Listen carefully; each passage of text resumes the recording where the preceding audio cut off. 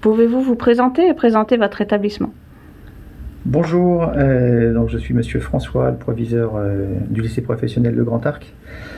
Le lycée professionnel Le Grand Arc qui existe depuis très longtemps en fait ici, hein, historiquement c'était un vieux lycée à Conflans et à Frontenex aussi d'ailleurs, et les deux en fait ont fusionné pour faire un lycée professionnel ici près du site olympique. D'ailleurs on a des bâtiments ici qui sont les bâtiments du comité d'organisation des Jeux Olympiques de 1992.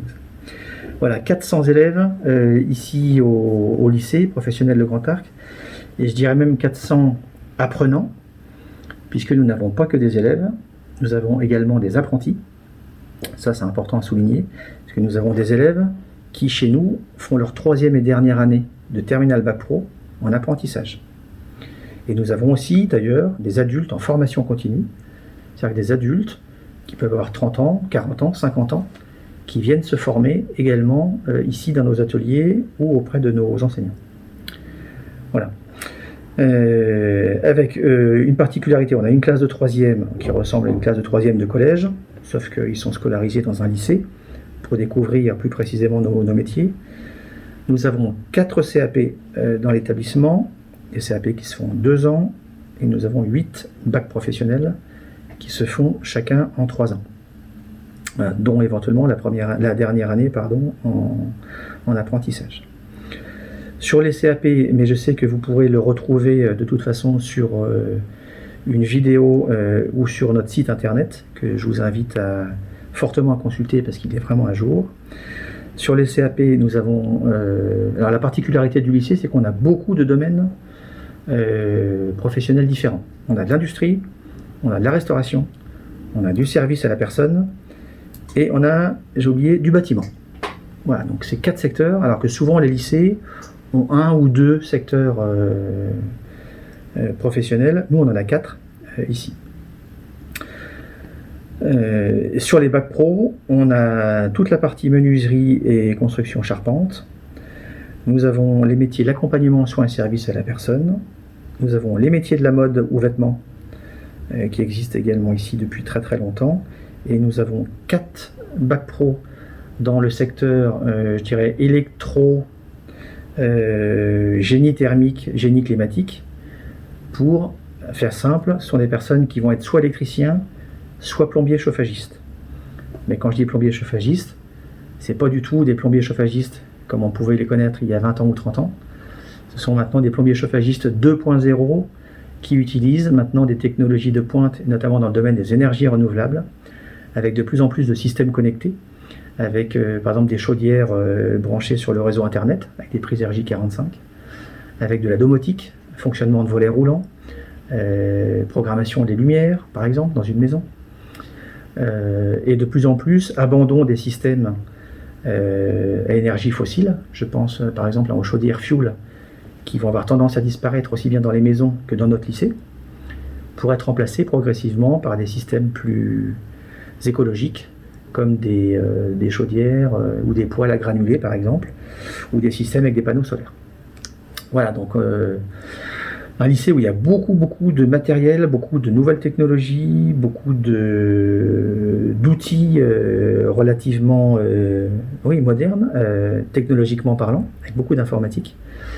Et le mieux, évidemment, pour visiter et pour connaître nos filières, c'est bien évidemment de venir nous voir. Alors le contexte sanitaire, évidemment, est très compliqué, puisque là on a annulé les journées portes ouvertes du mois de mars, mais on va peut-être les faire au mois de mai.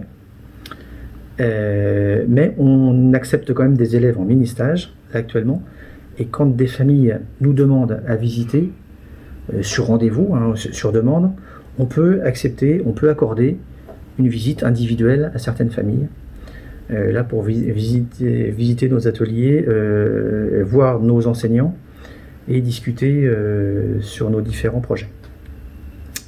Voilà, présentation un peu rapide, parce qu'il y a tellement de choses à voir, mais c'est vrai que si on ne rentre pas dans notre lycée, c'est très compliqué de voir ce qu'on y fait. C'est souvent ce que disent les gens d'ailleurs, quand ils viennent en journée porte ouverte. Quand on les interroge en sortant, ils nous disent tous la même chose. Ah ben, on ne savait pas que vous aviez autant de choses et autant d'ateliers modernes dans ce lycée.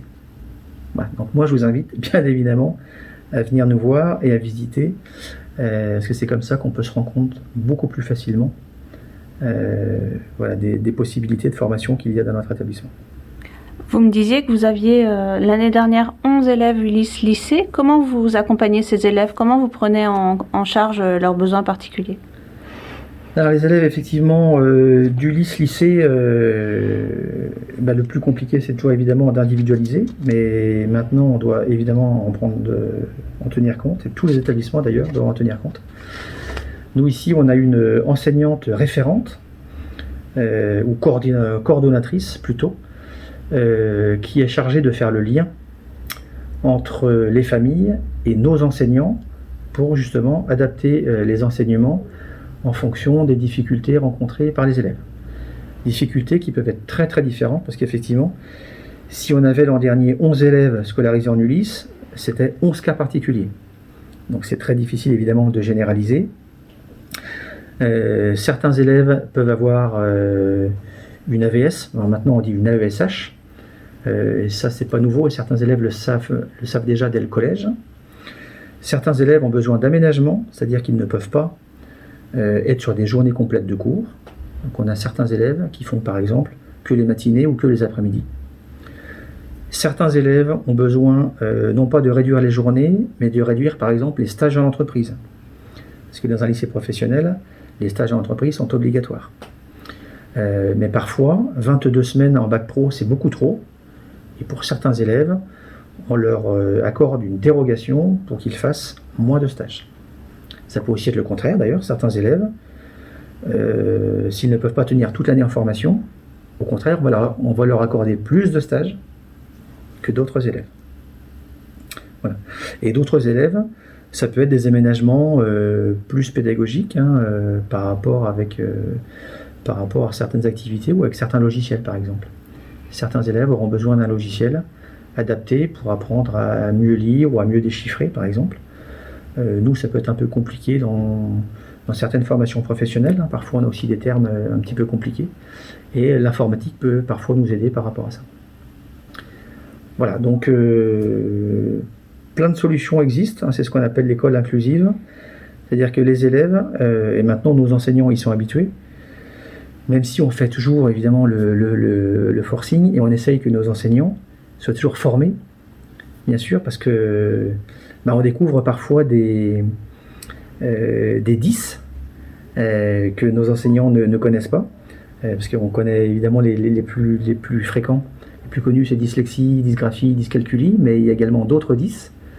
Et nos enseignants sont parfois peut-être un peu démunis par rapport à ça.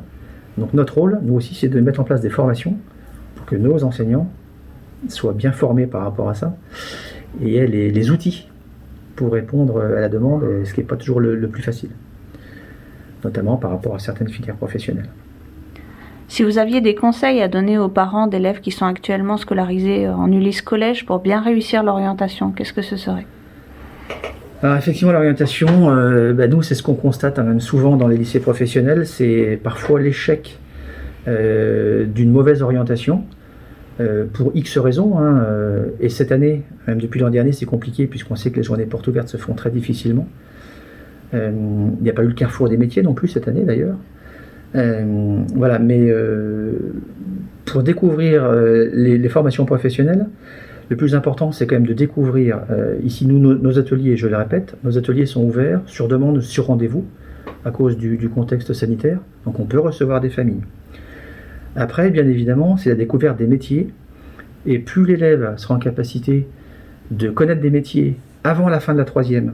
Alors, je sais qu'il y a un stage en entreprise en troisième, mais parfois ça ne suffit pas, et des élèves peuvent demander à faire d'autres stages en classe de troisième, pendant les vacances, ou éventuellement sur certaines périodes, avec d'autres selon des dispositifs particuliers. Je sais que certains principaux de collège l'acceptent, ou parfois tout simplement, moi je suis toujours surpris de voir que certains élèves ne connaissent pas le métier de leurs parents. Et si les élèves allaient un peu plus, peut-être dans les entreprises de leurs parents, ou discuter un peu plus avec leurs parents, peut-être que ça pourrait aussi aider à l'orientation. Parce que c'est un réel problème de voir des élèves chaque année qui nous disent au bout d'un mois, fin septembre, finalement cette formation ne me plaît pas, je voudrais changer, Et en fait, on retrouve un peu un fonctionnement zapping en première année de lycée professionnel, alors que l'objectif du lycée professionnel, c'est pas ça. C'est-à-dire que les essais ou les découvertes devraient se faire au collège. Voilà, donc il faudrait vraiment multiplier les visites de lycée et multiplier les visites d'entreprise au collège pour que l'orientation soit réussie dès l'entrée du lycée professionnel. Parce que le bac pro, ça passe très vite. Alors 3 ans, ça peut paraître très long, mais avant les bacs pro, c'était en 4 ans. Et maintenant, c'est passé en 3 ans. Alors si en plus l'élève, la première année, change de formation ou essaye encore plusieurs formations, ça va encore compliquer les choses, et puis surtout, ça risque de le retarder dans les apprentissages, parce qu'en fin de terminale, au bout de 3 ans, et le plus important, il est là, c'est que l'élève, il ait un métier, et qu'il puisse aller sur le marché du travail. Sauf si, bien sûr, il souhaite continuer en BTS, ce qui est tout à fait possible. Voilà. Après, on reste disponible évidemment pour les familles, encore une fois sur demande, où les familles peuvent nous contacter. En général, on répond très rapidement.